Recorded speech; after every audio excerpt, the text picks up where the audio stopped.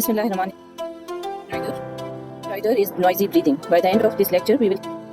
So, stridor is the noisy respiration produced by turbulent airflow throughout the narrowed air passage. Whenever there is obstruction in the air passage, there will be noisy breathing. That is called stridor. Stridor may be associated with dyspnea, and it may be without dyspnea. So, stridor can be inspiratory stridor, expiratory stridor, and biphasic stridor. Inspiratory stridors are usually seen when there is obstruction in supraglottic region, and biphasic when there is obstruction in glottic region, and expiratory stridor when there is obstruction in. There are certain congenital anomalies that can present with stridor. These are laryngomalacia, laryngeal web, subglottic stenosis, hemangioma, and congenital. There are also certain acquired conditions that can present with stridor. So, trauma sometimes it may be iatrogenic. So, prolonged intubation will cause formation of granulation tissue in the respiratory tract. Post-tonsillar tracheostomy, there will be sometimes cartilage are destroyed by this surgery. So, there is also formation of granulation tissue. Sometimes in thyroid surgery, there will be damage to recurrent laryngeal nerve. So, there will be vocal cord paralysis. So, vocal cords will be in paramedian position. So, patient will present with stridor. If there is both vocal cords are both recurrent laryngeal nerves are damaged. Accidental injury, sometimes stab wound in the neck or some blunt trauma causing problem of recurrent laryngeal nerve, causing paralysis of the vocal cords or trauma to the vocal cords. If the recurrent laryngeal nerves are intact, there may be trauma to the vocal cords. So, blunt injuries can also cause edema in the glottic region and subglottic and supraglottic region. Inflammatory diseases are acute epiglottitis, laryngotracheal bronchitis, laryngeal pneumococcosis, and diphtheria. So, all these can cause stridor. In etiology, we can also include some growth. Growth means it can be benign and it can be malignant. Foreign bodies can also cause, if there is foreign body in the respiratory tract, can also cause problem in airway. Stridor in infants usually congenital and due to some laryngeal anomalies. 60% of the laryngeal anomalies present with stridor. Taken bronchial anomalies are rare, and then infectious diseases like laryngotracheal bronchitis can cause stridor. Sometimes internal laryngeal trauma, if the patient child is intubated, so there will be trauma can lead to formation of granulations and stridor. Other causes are. So how will you manage a case if patient comes to you with noisy breathing? So stridor may be associated with dyspnea or may not be associated with dyspnea. So we will take proper history because stridor is a physical sign and not a disease. So identify the cause of stridor. You will take proper birth history. If there is prolonged labor, difficulty in delivery,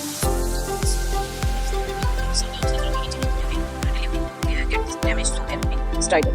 So, age of onset of stridor, you will find out at what stage patient is having stridor. So, stridor can be gradual, progressive, or sudden in nature. Sudden stridors are usually due to foreign bodies, and inflammatory stridors increases gradually, and progressive stridors are usually seen in some growths. So, quality of stridor we have discussed: inspiratory, biphasic, and expiratory stridor. So, whether it is related to position, if it increases in supine position, it may be due to laryngomalacia and epiglottitis. If it is because in prone position, patient gets better, so it is due to epiglottitis and laryngomalacia.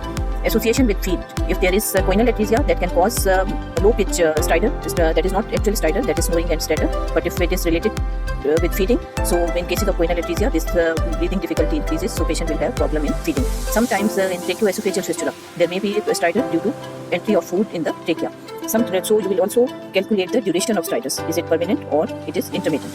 Is it associated with fever, or if it is associated with fever, it means it is related to some infection.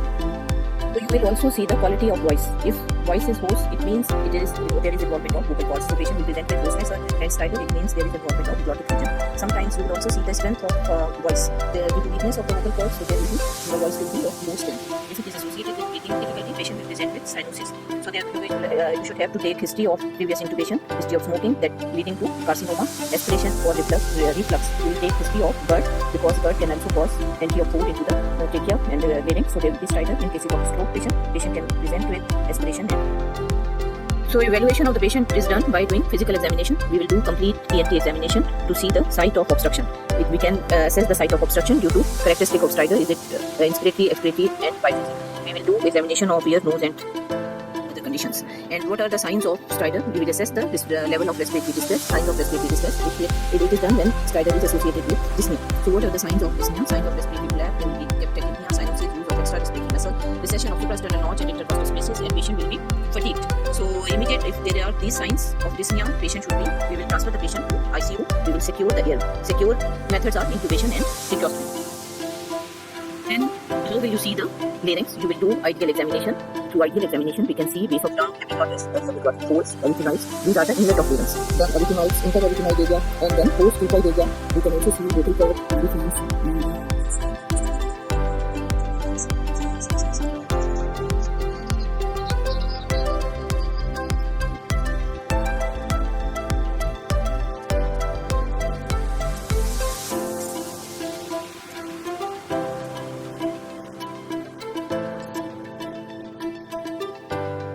After doing proper complete examination, we can see if there is swelling in the larynx, we can see any mass in the larynx, we can see movement of the vocal cords, we can see mass in the pyriform sinus, we can see mass in the post-cricoid region, we can also see the status of arytenoids. If there is GERD, there will be inflammation. We can see if there is some foreign body. So after doing proper examination, we can confirm our diagnosis by certain investigations. So what are these investigations? Radiological investigation, we can advise X-ray chest and neck, we can rule out any foreign body, we can rule out any retropharyngeal abscess and mass and any narrowing of the esophagus. We can also advise barium swallow if we are suspecting some tumors, some webs and some such as pharyngeal pouches. So then fluoroscopy examination can also be done, that is continuous X-ray imaging to see the chest movements. Then angiography to rule out any evident vessels that crosses the bronchus. So we can also rule out any aneurysm. We can also see the status of right heart causing Ortner syndrome, because right atrium is pressing the recurrent laryngeal nerve, left recurrent laryngeal nerve. There will be paralysis of the left recurrent laryngeal nerve. So best investigation is CT scan to rule out all the things. Then MRI is also important. If we see through MRI, we can visualize all the soft tissues. So all these investigations are important to rule out any problem and to see where is the problem. After doing examination in OPD, we can also advise pan endoscopy, including laryngoscopy, esophagoscopy, and bronchoscopy. That can be diagnostic as well as therapeutic. We can, if there is foreign body, we can remove this foreign body. Laryngeal webs can also be removed. Laryngeal pneumatosis can also be removed. And if there is some suspicious mass, we can take biopsy. And if there is laryngeal pouch pressing the causing pressure over the recurrent laryngeal nerve, it can also. The treatment depends on the diagnosis. First diagnosis is made, then the treatment is we will give treatment to the patient. So what is laryngomalacia? It is the most common congenital anomaly usually seen in newborns. It is due to softening of the tracheal and laryngeal cartilages, and it is the most frequent cause of stridor in infants. So stridor is usually inspiratory, but sometimes it is biphasic. So associated second airway lesion is seen in 27% of onset is seen first few weeks of the life, and stridor worsens before improving. So resolves by the age of 18 to 24 months. So it increases by crying, agitation, feeding, upper respiratory tract infection, and when the patient is lying in supine position. So it improves in prone position and when the neck is hyperextended. So it is the diagnostic. Further, we will do nasopharyngoscopy. We will see omega-shaped epiglottis. So what is the treatment? We need no surgical intervention is required because it is self-limiting disease. But if it is causing severe dyspnea, then tracheostomy can also be done. We can also give vitamin B and calcium. So congenital vocal cord paralysis is the second most common cause of congenital anomaly of the larynx, and it is seen, the incidence is same in males and females. Unilateral vocal cord paralysis is more common as compared to bilateral. So voice will be hoarse and there will be aspiration. Then bilateral vocal cord paralysis, if patient presents with bilateral vocal cord paralysis, there will be respiratory distress. So in unilateral there will be only the stridor aspiration, but in bilateral there will be dyspnea, respiratory distress. You can take icogenic neoplasia and other. All these causes. If we fail to find out any cause, then we will label it as idiopathic vocal cord paralysis. So in congenital, it is usually seen in children, but it is also seen in adults, and there are various causes. We have discussed these causes. Then investigations, complete blood picture, blood sugar level, rheumatoid factor. Because of in adults there may be fixation of cricoerythenoid line causing fixation of vocal cord, and in diabetic patient there will be idiopathic vocal cord paralysis. So again, we can rule out causes by means of X-ray chest, neck, CT scan, and if there is left vocal cord palsy, we have to find out cause from base of skull to the diaphragm, because left goes into the chest and encircles the arch of aorta. If there is right vocal cord palsy, there will be problem in neck from base of skull to root of neck. So we have to rule out all these causes by CT scan and MRI. Then modified patient is done and the limited X-rays are done.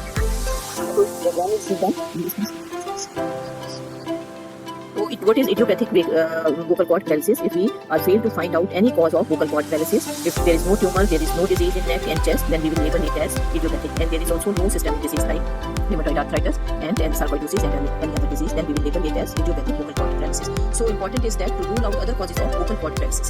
So before labeling it as idiopathic vocal cord paralysis. So how will you see if their patient comes to you and for less than 6 months, there is history of vocal cord paralysis for less than 6 months, because we have to wait, because now recovers. So we have to wait for at least 6 months. So observation is done and paralysis may recover. If there is bilateral recurrent laryngeal nerve paralysis, vocal cords will be in pyramidal position. There will be respiratory distress. Vocal cords in there is paralysis of bilateral vagus nerve. So cord will be in lateral position. So there will be aspiration. In both these conditions, we have to perform tracheostomy. So in cases of bilateral vagus, there will be chances of aspiration. So we have to protect this aspiration with tracheostomy. In cases of bilateral recurrent, cord will be in pyramidal position. So we have to protect. We have to do tracheostomy to give proper ventilation.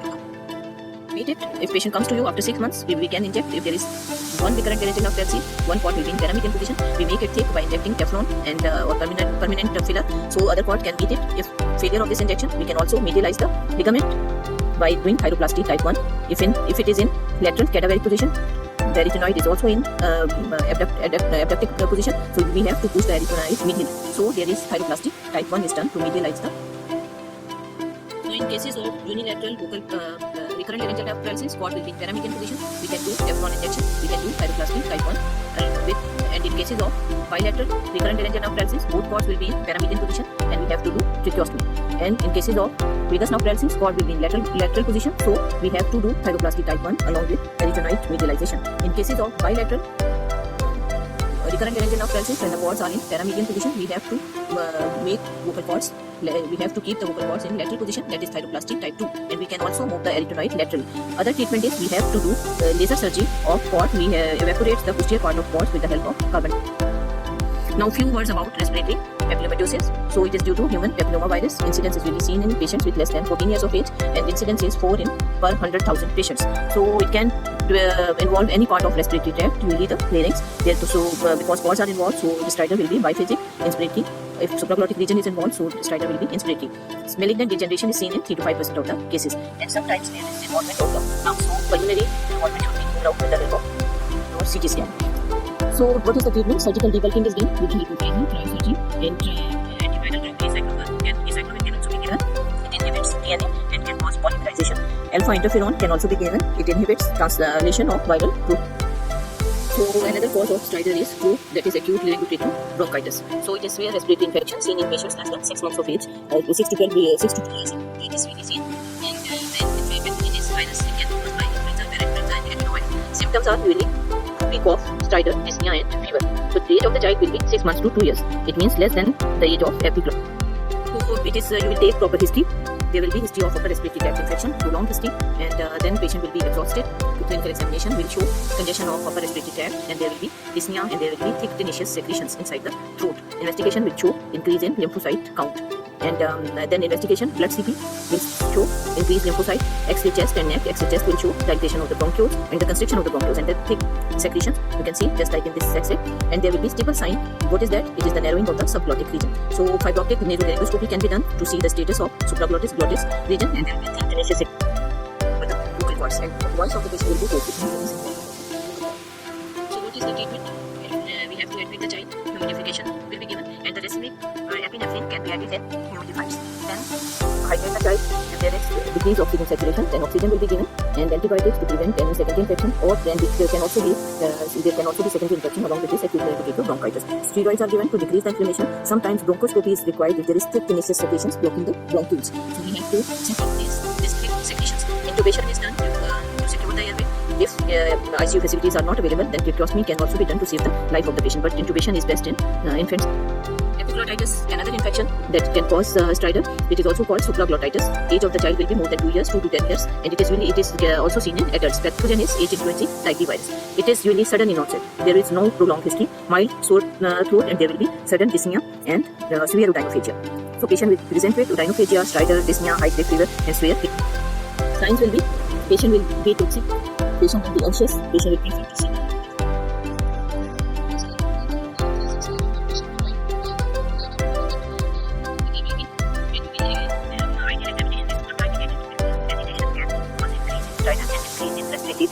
Sometimes if child is calm and all the facilities of intubation are available, then you can do hydrotic nasal endoscopy to see the.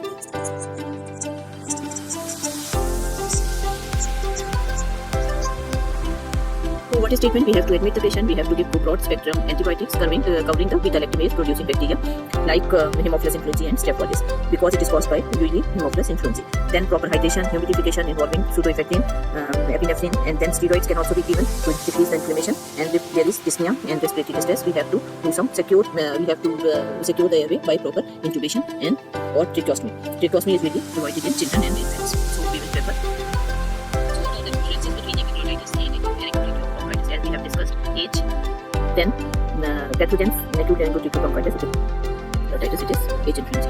Then region, supraglottic region, and epiglottis is so voice will be in cases of laryngotracheal bronchitis there will be dry voice, but in cases of apical bronchitis voice will be normal. So region in this lower nose bronchitis and non epiglottitis upper. Then symptoms no hoarseness, muffled voice due to presence of thick epiglottis in the throat, so voice will be perfect. Position of the child will prefer to sit over the bed. In acute tracheotomy test, child will be exhausted and will try to lie down over the bed and try. Fibroptic examination, you will see thick inflamed epiglottis in epiglottitis and tenacious secretions and inflamed vocal cords in cases of. Then another important thing, that is carcinoma of the larynx and the tumor of the larynx can cause stridor. In children, benign tumors like hemangioma is common, laryngeal web is also common. That is not tumor, but it is the web anterior part of the vocal glottic region. So in cases of adults, carcinoma of the larynx is associated with this thing. So incidence is common in males above 40. Smoking is the etiological factor. It is important in etiology, along with because it causes dysplasia, leukoplakia, that is characterized formation of keratin in the epithelium because of the epithelium of the larynx is not characterized. So that cannot be taken into the etiology. So common site is glottic region. Glottic tumors are more common as compared to the subglottic and subglottic tumors. The histopathology will see leukoplakia, dysplasia and squamous cell carcinoma. So what is the epithelium of the vocal cord? This is CBC, VT,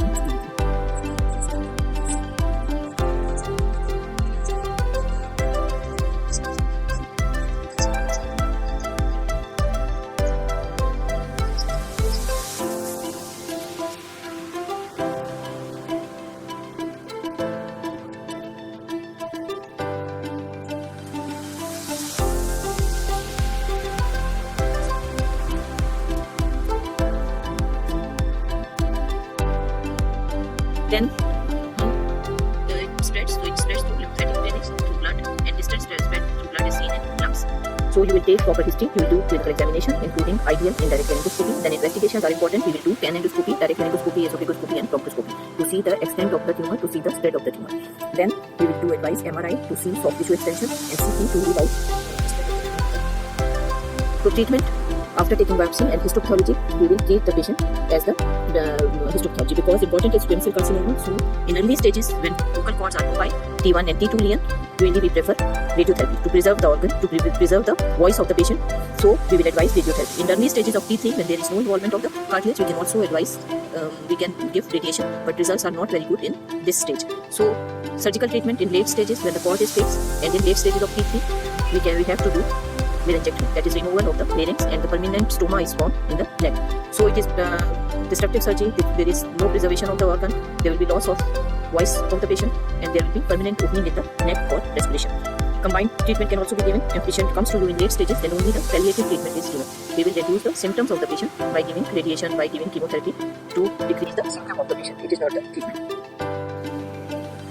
Now, how will you manage the airway obstruction? So there are certain secure methods and certain insecure methods. Insecure methods are done to save the life of the patient because less time is required for these insecure methods, that are chin lift, jaw thrust, cricothyroidotomy, and tube cricothyroidotomy. So these methods are done to save the life of the patients if there is no time. So you can perform insecure methods.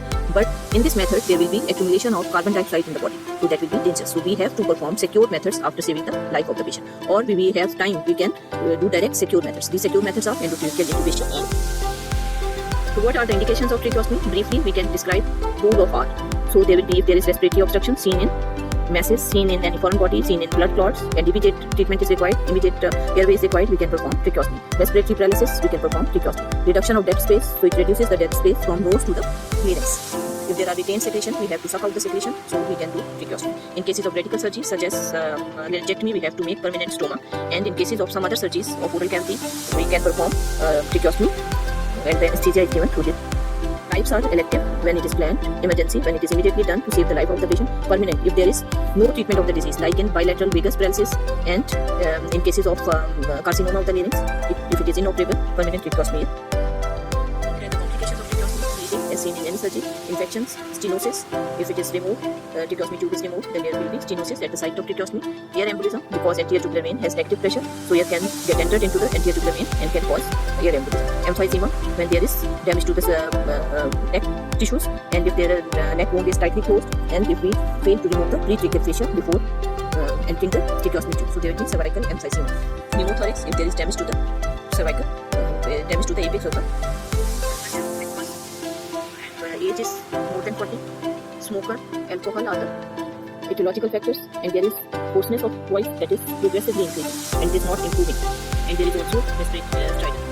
So what is diagnosis, that is CA larynx. Then how will you confirm your diagnosis? You will do proper examination, you will take proper history, and then you will advise investigation. So most important investigation is pan endoscopy and biopsy of the mass. Then secure airway, because it is malignant condition, so we have to remove the larynx and trachea, so we will perform tracheostomy. So if it is there is no time to perform tracheostomy, we can also do cricothyroidectomy. But in this case, if there is time, so tracheostomy is preferable, that is secure method. So secure method is ours. So then mention different treatment options. If cord is fixed, then we will advise laryngectomy. If cord is mobile, so T1, T2 layer, we will give radiotherapy, and partial laryngectomy can also be done. So then we will rehabilitate the patient for speech. There are some speaking valves that are implanted during the surgery. Then there is esophageal voice. Then there is tracheostomy tube with speaking valves. So these are the methods to rehabilitate. Thank you.